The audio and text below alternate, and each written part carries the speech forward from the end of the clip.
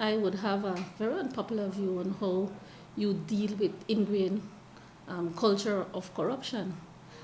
However, that may not be um, the wisest approach.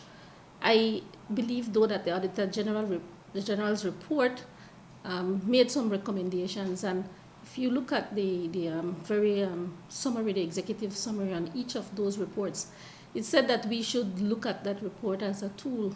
And so, in effect, all those weaknesses where we found those, we are implementing policies and procedures, again, to mitigate those, to look at how we improve, how we create structures, how we renew policies, how we update procedures in terms of ensuring that we try to minimize those compromises that could occur in a weak system. So it's building on those that already exist, those structures for passports, for nationality.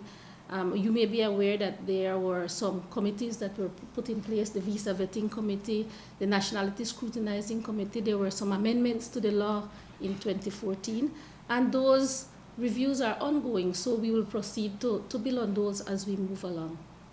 Now, I understand that the testimony of Ms. Castellanos is only one statement being given by several people who have been called before the committee to testify. However, what she has said points to some complicity on the part of employees of the Immigration Department.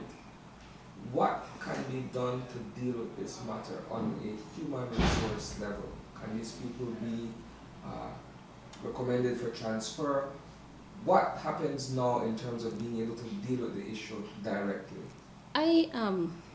As the Minister of State with responsibility, cannot look at persons in immigration and to cast aspersions or to find anybody guilty for that matter in terms of any infraction.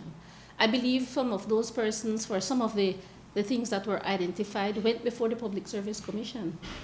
And those persons were